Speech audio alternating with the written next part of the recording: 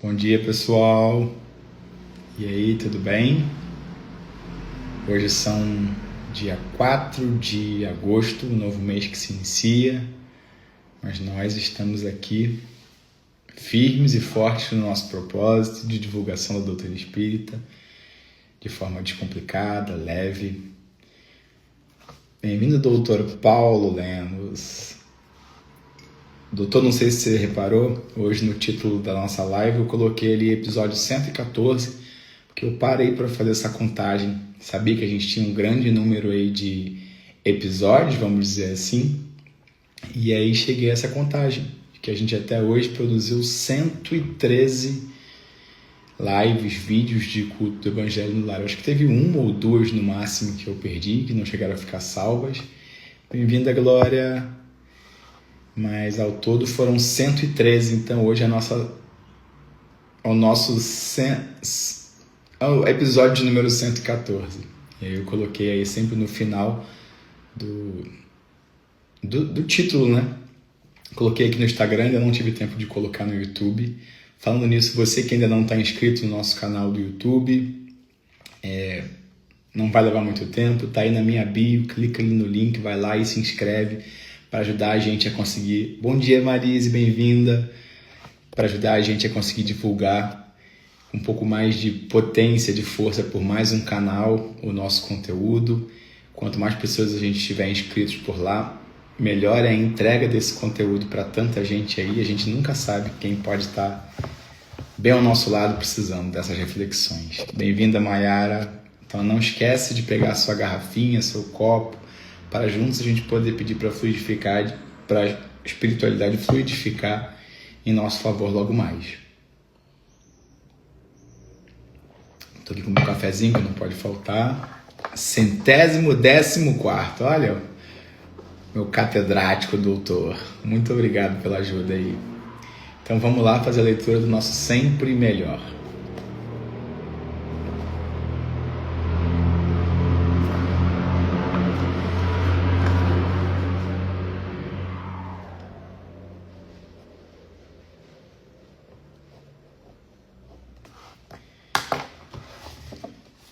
Diante de quaisquer ocorrências, paremos de culpar os outros e examinemos em nós mesmos as causas que nos levaram aos problemas de agora.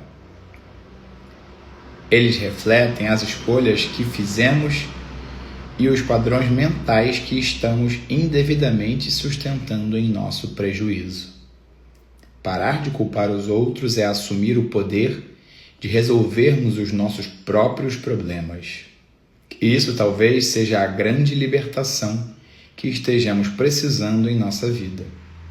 Libertarmos-nos dos outros e assumirmos a responsabilidade por nós. Muito boa a página. Então vamos fazer a nossa oração e a gente retoma com os comentários. Querido Mestre Jesus, amigos espirituais, é com muita alegria que mais uma vez nos sentamos junto a Ti, diante dessa mesa, em busca das suas reflexões, do seu exemplo, como nosso maior modelo e guia.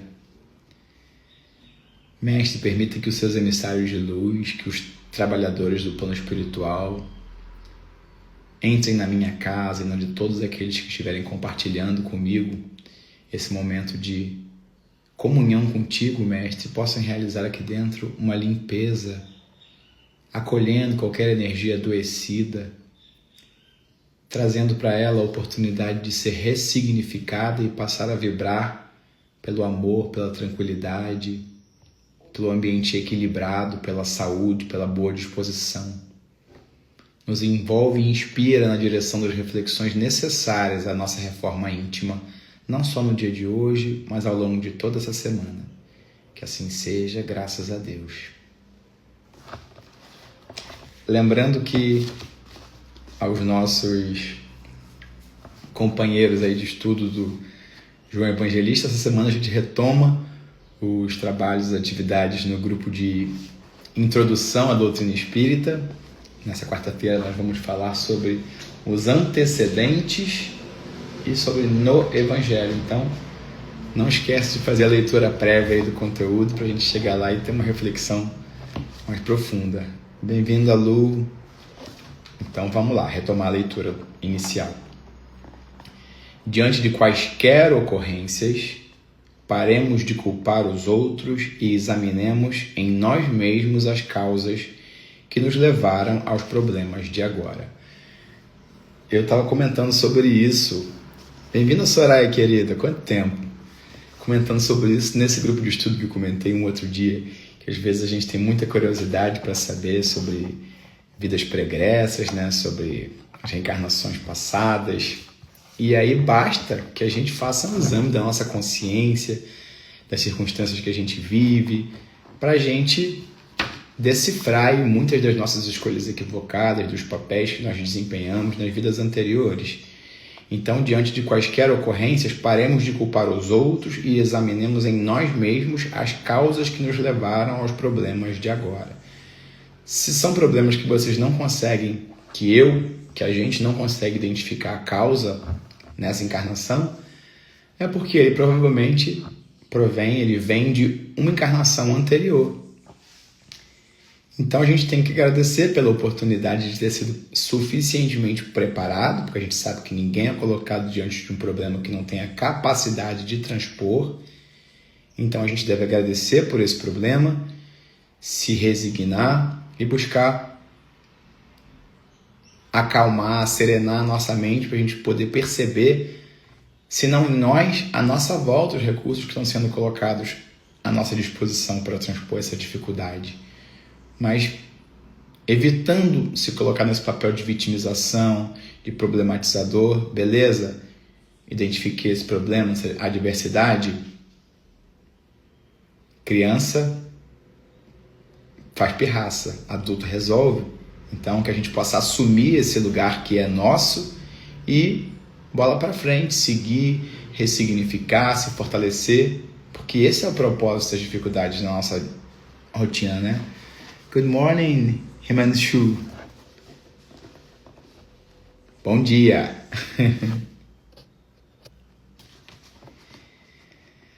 Bom, eles refletem as escolhas que fizemos e os padrões mentais que estamos indevidamente sustentando em nosso prejuízo. Quem estamos sustentando? Nós, né? Quando nos colocamos e nos mantemos nesse lugar de vitimização. É claro que na condição de encarnados, de humanos, nós somos criaturas deficientes, né? Suscetíveis às emoções do corpo, da carne, ao apego material. Então, bem-vindo, Alessi, coisa boa te ver por aqui. Então, é normal a gente sentir tristeza, a gente sentir melancolia. Mas como diz um companheiro lá na casa espírita, o passarinho pode pousar, ele só não pode fazer ninho. Então, é normal sentir todas essas emoções, mas permanecer suscetível a elas é uma escolha. A gente já entendeu juntos aqui que o quanto a gente se mantém no movimento, a gente permanece atraindo ele para si. Então, se eu atraio o que vibro, se eu me mantenho alimentando um pensamento de melancolia, de tristeza, de vitimização, o que é que eu vou atrair para a minha vida? Isso. Ah, mas como é que é essa atração? Principalmente de dentro para fora. Você não consegue perceber nada além daquilo que você projetou na sua mente. Exatamente, doutor. Reclamar é andar para trás. Bem-vindo, Rafael. Parar de culpar os outros é assumir o poder de resolver os nossos próprios problemas. Se eu me conscientizo de que eu sou, talvez não o único, mas o maior interessado em resolver determinado problema que está me tirando a paz, o sossego nesse momento, eu já tenho meio caminho andado, né? Porque eu já coloquei esse guiso no meu pescoço, eu não fico me mantendo nesse papel de vitimização e enquanto meu pai for assim, eu não consigo ser diferente. Enquanto o meu trabalho for assado, eu não consigo ser assim. O que depende do outro vai continuar dependendo do outro. Sou eu que me coloco na direção do trabalho, da oportunidade, da experiência. Sou eu que conduzo esse barco. Quem está com a mão no leme sou eu. O que o outro me afeta é no que eu me permito que ele tenha acesso ao meu interior. A gente também já trouxe essa analogia outras vezes, né? De que se eu te entrego um presente, Leci, e você não quer receber, você deixa ele na sua porta, nem abre para verificar. Muito menos vai se dar o trabalho de pegar a caixa e abrir e tomar para si. Esse presente vem de mim. A forma que você vai receber ou não também é uma escolha sua. E isso talvez seja a grande libertação que estejamos precisando em nossa vida. Assumir as rédeas. Tomar conhecimento de que nós somos os grandes responsáveis pela dor, pela tormenta, mas também por tudo de bom que a gente pode viver, por toda a felicidade que pode nos encontrar. Porque da mesma forma que eu atraio o desequilíbrio, eu também posso atrair coisas boas, equilíbrio, positividade. Bem-vindo, Abraim! Então a gente não atrai só coisa ruim, a gente atrai proporcional à sintonia que a gente se compromete em estabelecer. Bem-vinda, Juliana!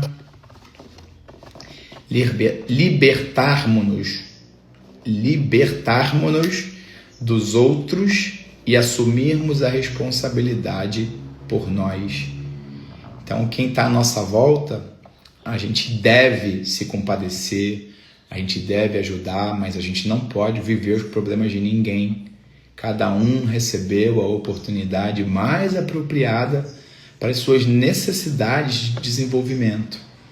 Então, por mais que a gente se coloque nesse movimento de ajuda, que é esperado de nós, senão não por acaso você teria sido colocado próximo daquela circunstância, não só para permanecer na condição de espectador, né? Mas aquela pessoa também tem a sua parcela principal de responsabilização. Nós podemos estar sendo parte do recurso que a espiritualidade coloca no favor daquela pessoa para que ela possa suportar, atravessar aquela dificuldade. Mas o papel de mão atrás do leme só pode ser desempenhado por ele. Assim como nós, o Abraim, a Juliana, o Rafael podem estar à minha volta como recursos inspirados pela espiritualidade, acessíveis muitas vezes enquanto eu estou atravessando momentos de dificuldade, tenho dificuldade de me sintonizar com o alto.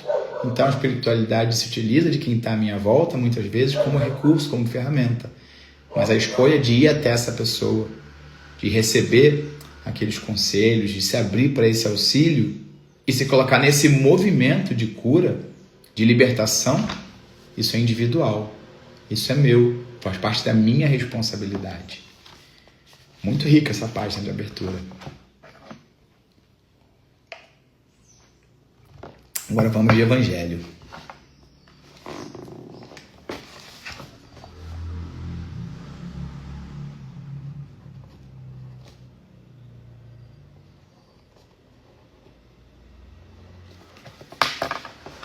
Abri aqui no capítulo 7, Bem-aventurados os pobres de espírito. O que é preciso entender por pobres de espírito? Bem no início do capítulo. Item 1. Bem-aventurados os pobres de espírito, porque deles é o reino dos céus. Isso está em Mateus, capítulo 5, versículo 3, na Bíblia, né? 2. A incredulidade se divertiu com essa máxima. Bem-vindo, Shanoparak. A incredulidade se divertiu com essa máxima. Bem-aventurados os pobres de espírito, como com outras coisas sem a compreender.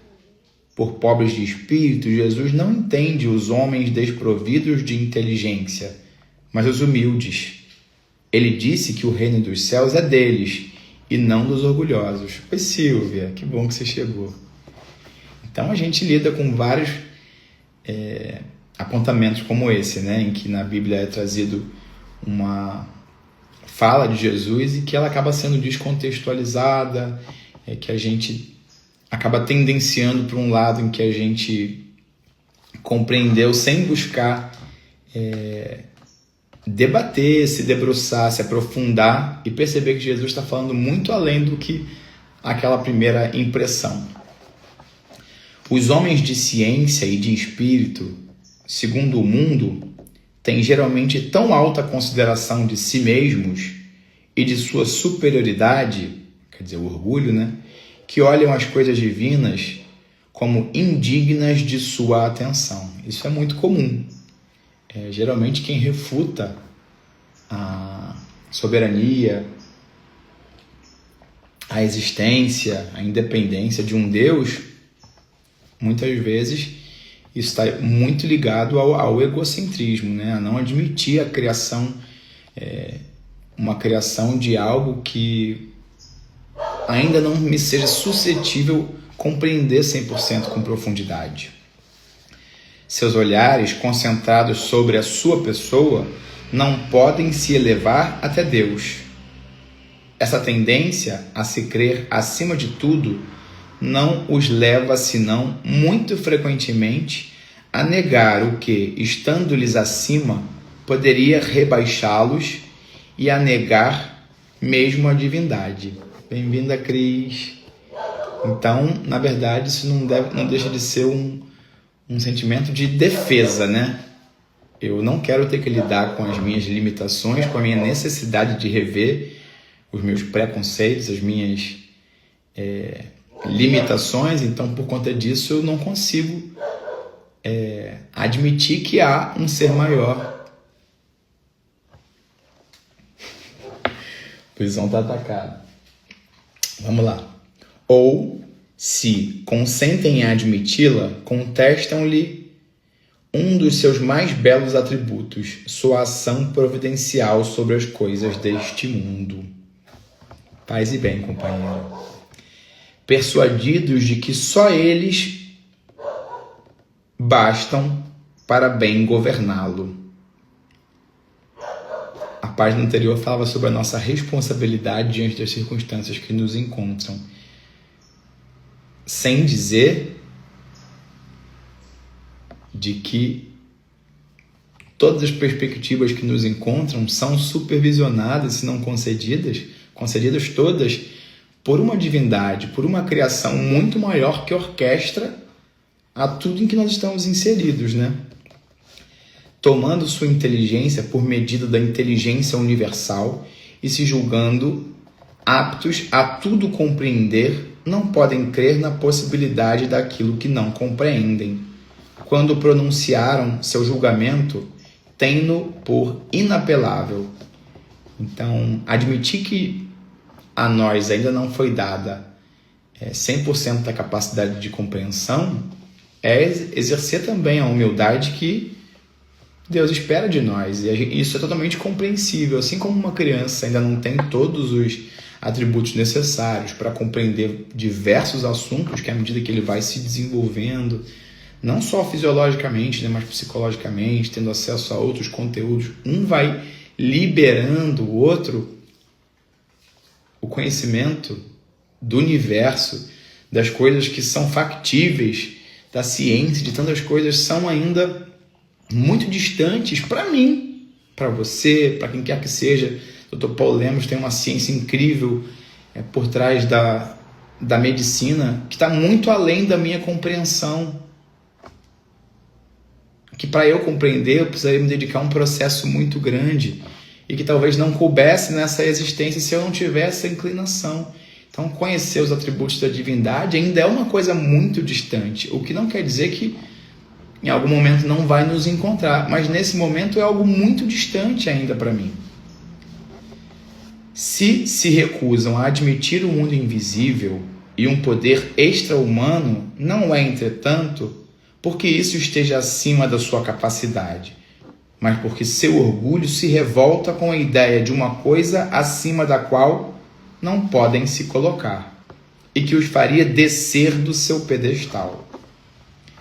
Então, esse conceito nos equaliza, né? Nos coloca na mesma faixa, no mesmo padrão, onde ninguém é melhor do que ninguém. E isso vai contra o ego de muitos de nós, né? Por isso, Eles não têm senão sorrisos de desdém por tudo o que não é do mundo visível e tangível. Eles se atribuem muito de espírito e de ciência para crerem nessas coisas, segundo eles, boas para as pessoas simples, tendo aqueles que as levam a sério por pobres de espírito. Então, utilizando muitas vezes como uma ferramenta de dominação para aqueles que ainda não têm capacidade de discernimento por si só, equivocadamente, né? Invertendo os papéis. Entretanto, não que eu precise estar dentro de uma religião para ser bom, para me conectar ao bem, para fazer o bem para as pessoas, mas não dá para eu seguir acreditando que tudo isso aqui, que todo esse planeta, toda essa natureza, isso tudo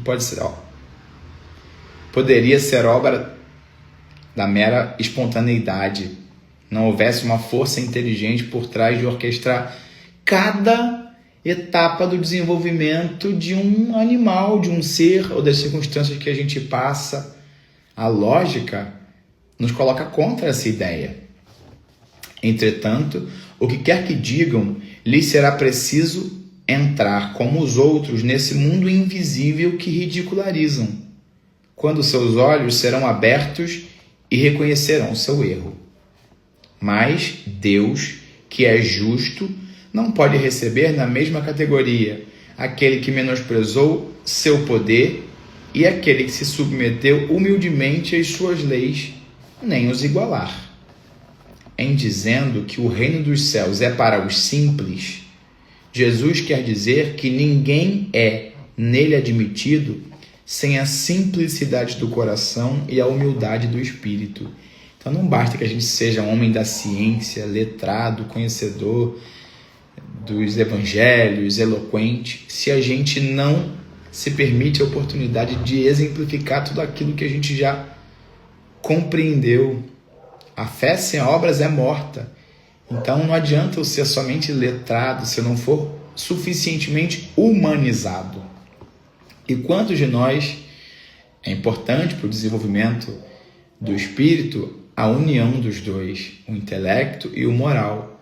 Mas nós temos notícia de muitos seres, de muitos irmãos que são muito evoluídos moralmente e pouquíssimo intelectualmente, o que com certeza projeta eles muito à frente do que aqueles que estão super desenvolvidos intelectualmente. A tal sabedoria, né? Fulano é simples, mas é muito sábio, tem uma presença de espírito, um equilíbrio.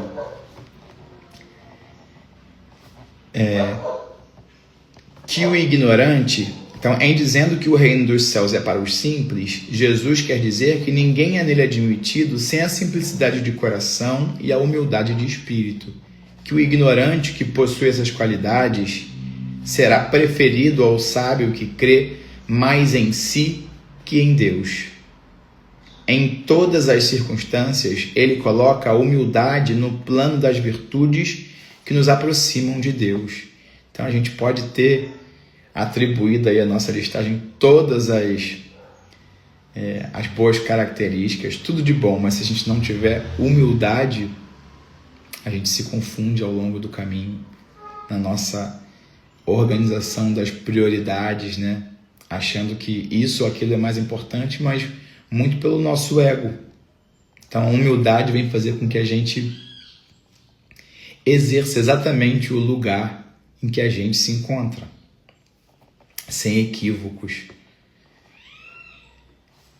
E o orgulho entre os vícios que nos distanciam dele, do reino dos céus. E por isso, uma razão muito natural, de vez que a humildade é um ato de submissão a Deus, enquanto que o orgulho é uma revolta contra ele.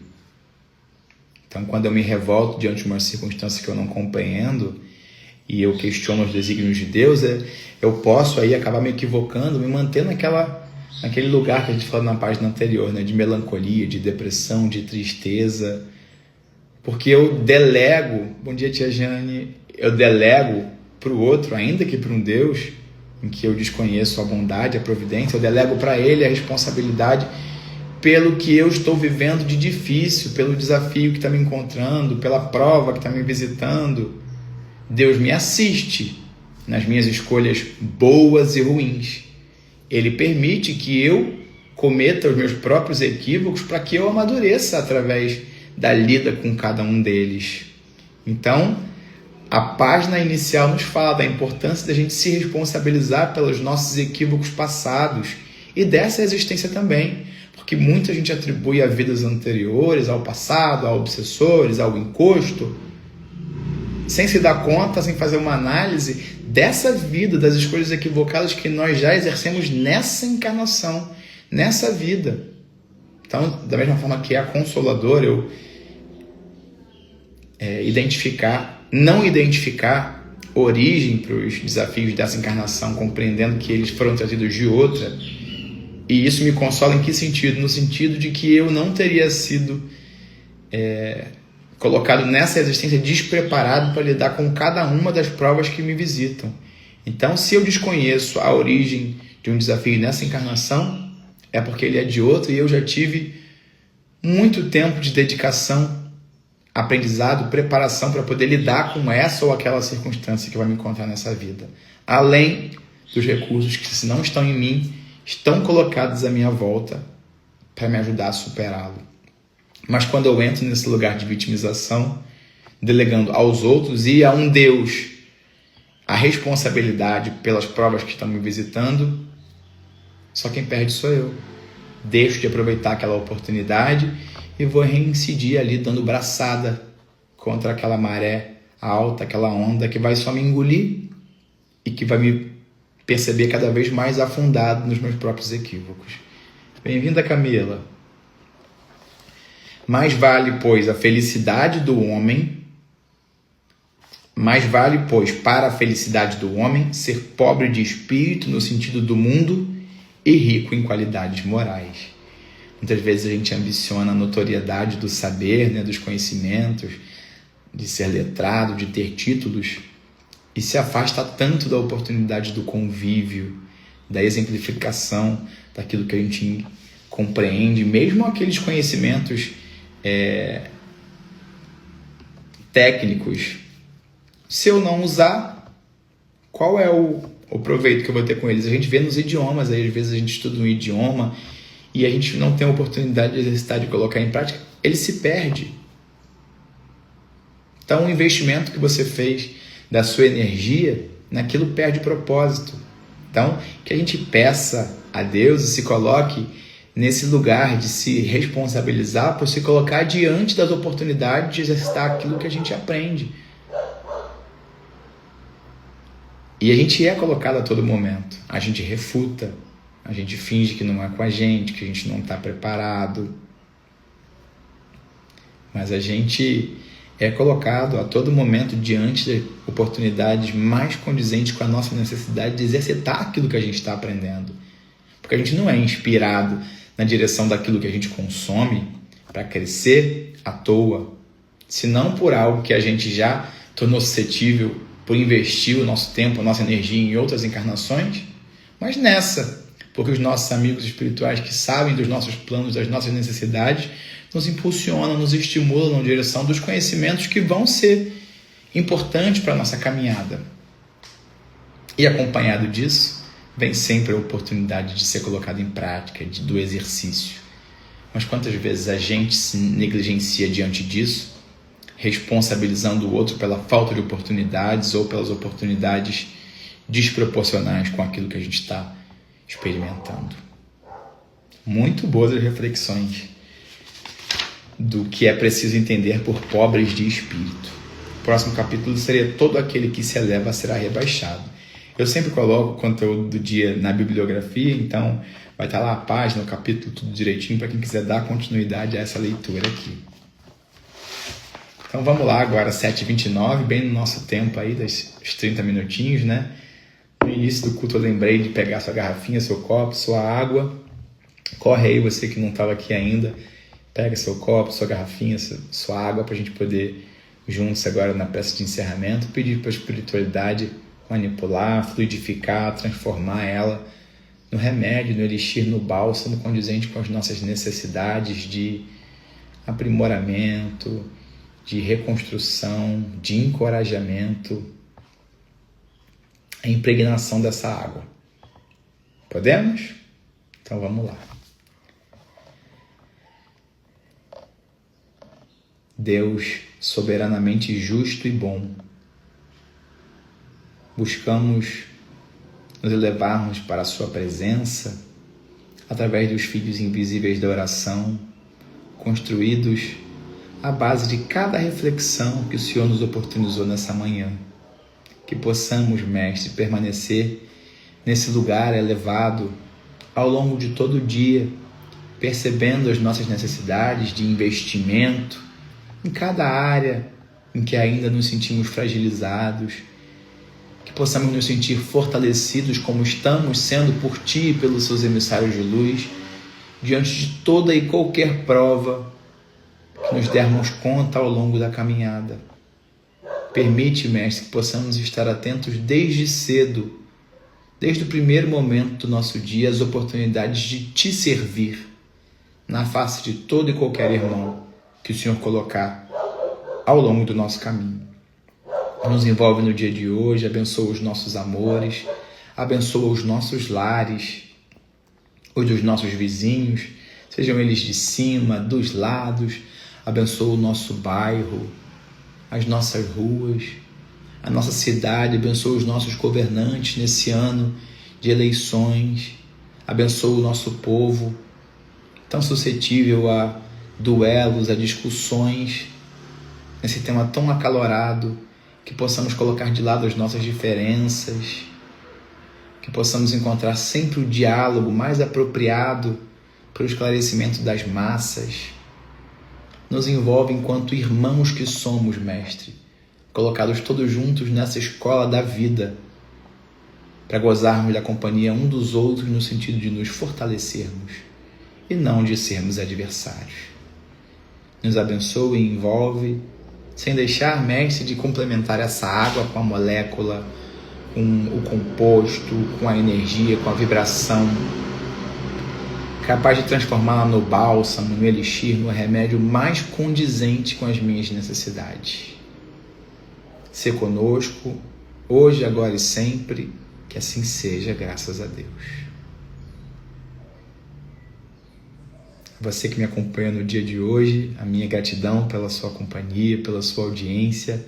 Se não por acaso, como eu digo toda semana, o nome de alguém, a lembrança de alguém te veio à mente ao longo do culto, não deixe de encaminhar agora, de mandar esse aviãozinho. Talvez essas reflexões possam mudar completamente o padrão vibratório dessa pessoa no dia de hoje. Talvez ela esteja precisando mais do que você tenha se dado conta.